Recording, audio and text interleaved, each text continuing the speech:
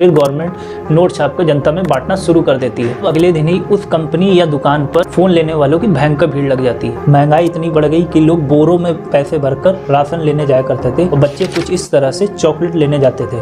सरकार को $100 ट्रिलियन तक के नोट छापने पड़ते हैं। इस नोट छापने का असली फायदा तभी होगा जब आशा करता हूँ आप लोग बहुत अच्छे होंगे। मेरा नाम है अनुज शर्मा और आपका मेरे इस यूट्यूब चैनल में बहुत बहुत स्वागत है।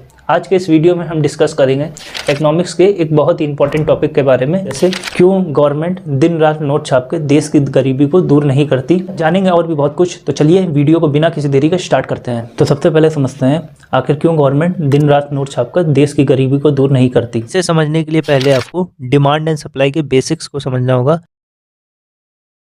तो सबसे पहले समझते हैं डिमांड एंड सप्लाई को। सपोज करें आपके पास एक सेकेंड हैंड एलईडी टीवी है, आप उसको बेचना चाहते हैं, तो आप क्या देखकर उसका प्राइस डिसाइड करेंगे। एग्जांपल के लिए आपके पास एक एलईडी टीवी है जिसका दाम आपने रखा 100 रुपया।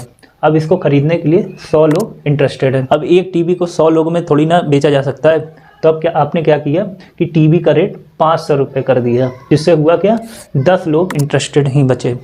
अब एक टीवी को 10 लोगों में भी नहीं बेचा जा सकता। फिर इसके बाद आपने क्या किया, टीवी का रेट 1000 कर दिया, जिससे हुआ क्या केवल 1% ही बचा जो इंटरेस्टेड था टीवी खरीदने में 1000 रुपये में। तो अब इसको आराम से आपने सेल कर दिया। इस प्रोसेस में आपने जाने या अनजाने में डिमांड एंड सप्लाई के नियम को फॉलो किया। ठीक कुछ इसी तरह ही पूरी दुनिया में किसी प्रोडक्ट के प्राइस को डिसाइड किया जाता है। इस पूरे प्रोसेस को डिमांड एंड सप्लाई रूल कहते हैं।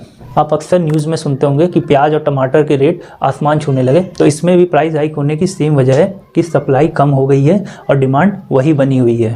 इस स्थिति में दुकानदार भी वही करता है जो आपने अपने पुराने एलईडी टीवी को बेचते समय किया, यानी रेट को बढ़ाता चला गया जब तक कि उसको लिमिटेड कस्टमर नहीं मिल गए। अब समझते हैं हाइपर इन्फ्लेशन को, और इसी में समझेंगे कि क्यों गवर्नमेंट दिन रात नोट छापकर देश की गरीबी को दूर नहीं करती है।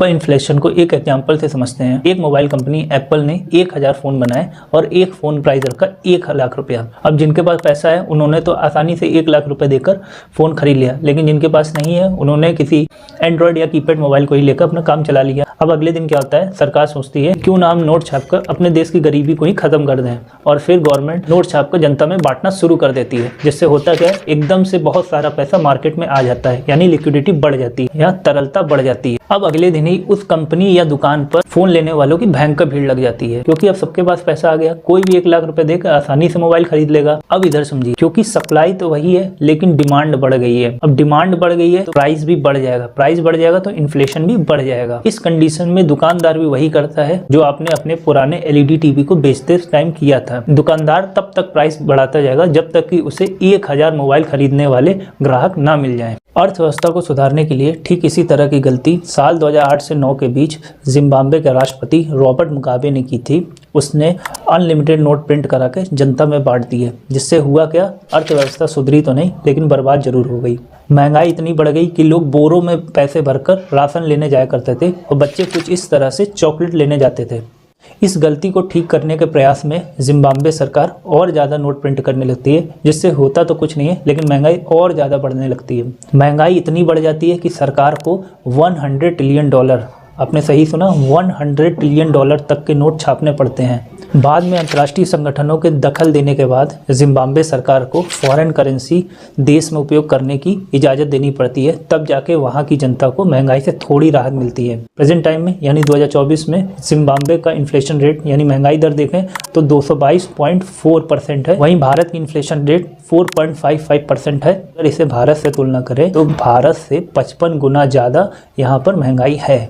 समझते हैं हाइपर इन्फ्लेशन में महंगाई बढ़ने की दूसरी बड़ी वजह क्या होती है। इकोनॉमी में महंगाई से जुड़ा एक बेसिक सा प्रिंसिपल है क्वांटिटी थ्योरी ऑफ मनी, जो सीधा सीधा बताता है goods and services proportional to money supply and money supply proportional to inflation. मतलब गुड्स एंड सर्विसेज या मनी सप्लाई में किसी के भी दाम बढ़ने पर इन्फ्लेशन बढ़ने लगता है। अब हाइपर इन्फ्लेशन में मनी सप्लाई यानी मार्केट में बहुत ज़्यादा पैसा आ जाता है, जिससे गुड्स एंड सर्विसेज और इन्फ्लेशन दोनों ही ऑटोमेटिकली बढ़ने लगते हैं। Hyper inflation demand and supply के नियम को डायरेक्टली फॉलो करता है, क्योंकि सिर्फ नोट छापकर जनता के हाथ में दे देने से गुड्स एंड सर्विसेज की मात्रा तो वही रहती है और उल्टा नोट ज़्यादा आ जाने से महंगाई और ज़्यादा बढ़ जाती है। नोट छापने का असली फायदा तभी होगा जब नोटों की संख्या के साथ साथ गुड्स एंड सर्विसेज की संख्या को भी बढ़ाया जाए। आशा करता हूँ आपको इस वीडियो से जरूर कुछ सीखने को मिला होगा। अगर वीडियो आपको अच्छा लगा तो वीडियो को लाइक करें और चैनल पर नया है तो चैनल को जरूर सब्सक्राइब करें। ये आपके लिए तो बिल्कुल फ्री है, लेकिन इससे हमारी बहुत हेल्प हो जाती है, तो प्लीज़ चैनल को जरूर सब्सक्राइब करें। नमस्कार।